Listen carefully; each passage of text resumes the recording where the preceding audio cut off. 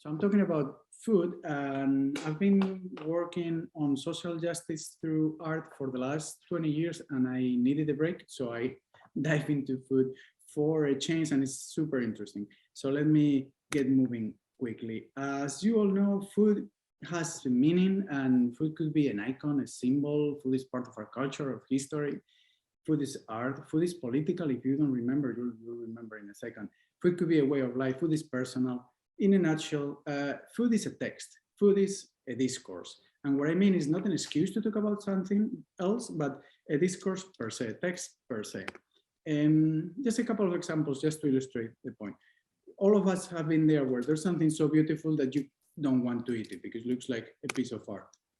Do you remember French fries that became quickly freedom fries?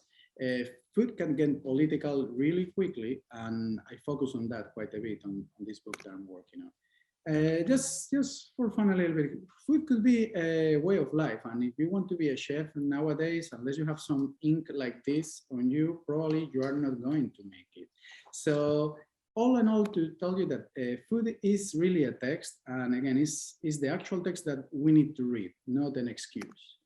How Spain is dealing with this, or how Spain is promoting this discourse with food is interesting. That's what I'm looking at. So food, Spain is using food as a nation state discourse, is using food as nation branding, and they're using it in all political terms that they can. So Spanishness, I'm quoting, Spanishness may be eaten in the nation state manner, harking back to the Spain of Franco, the dictatorship.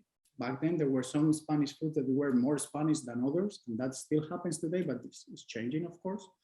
Alternatively, Spanishness might be eaten in a more empire way in a country where even tapas are going global.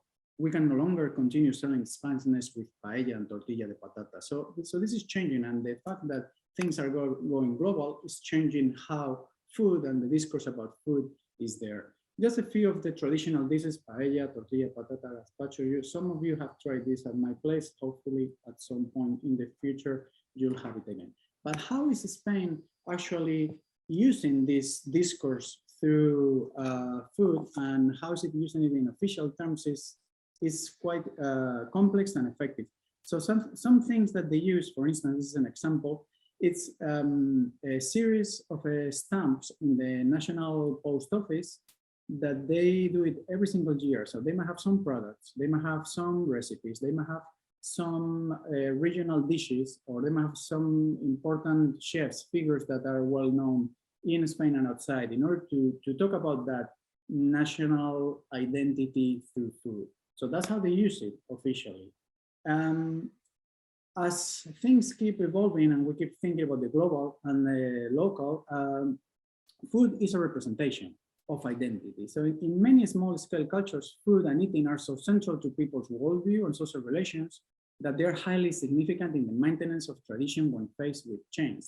So what is happening is, as we go more homogeneous and more global, local communities and realities tend to hold their ground more to avoid that homogenization of reality. So this is happening clearly with food. That's one of the items that I lose. I focus on an example: tapas. Probably you know, a slice of bread with some food on top of it, and you can see one or two bites. You can eat it stand up. You can eat it while talking to people and drinking something. What is happening to tapas?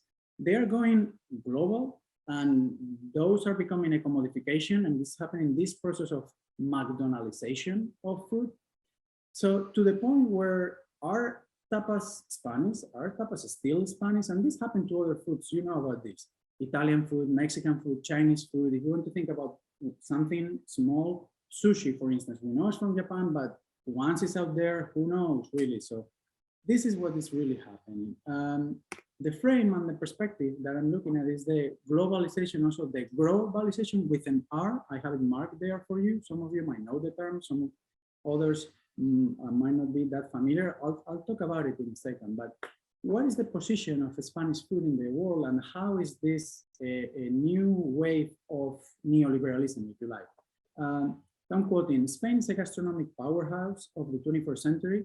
Its contemporary cuisine is recommended in the finest restaurants, heralded by most prestigious critics, and demanded by millions of consumers of the world order. So if you go to Spain, you probably want to set aside some budget to try the food because it's part of the experience, it's part of the culture, and it's certainly part of the identity. At least that's how people understand it in Spain, but this is changing. So talking about globalization with an R, this is the definition: the imperialistic ambitions of nations, corporations, organizations, and the like, and their desire, indeed need, to impose themselves on various geographic areas. So it's a targeted globalization, right? And this creates some tensions with the local. I'm going to the second quote there. So they acknowledge the fact that the globalization does greatly impact and change the fabric of the local, but its impact is, in their view, ameliorated by a number of factors. The local is populated by agents who are not passive in the face of globalization. They are not cultural dupes. They do not simply accept globalized cultural practices, but rather are selective and adopt some while rejecting others.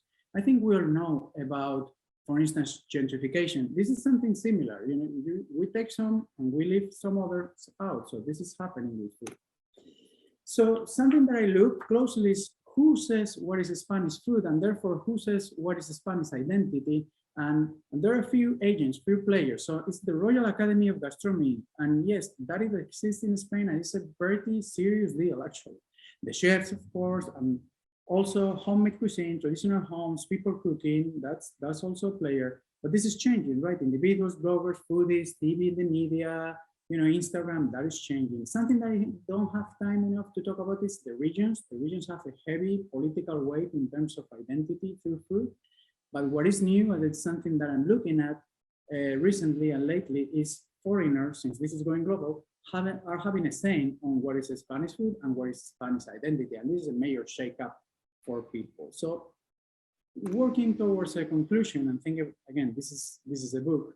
What I'm looking is at national cuisine versus regional cuisine, to Spanish food no longer being defined by Spain only, the globalization and globalization, restaurant food, high cuisine individuals, food per se as a text, food as a discourse, and more than anything, food being something multidimensional in a way of representing Spain.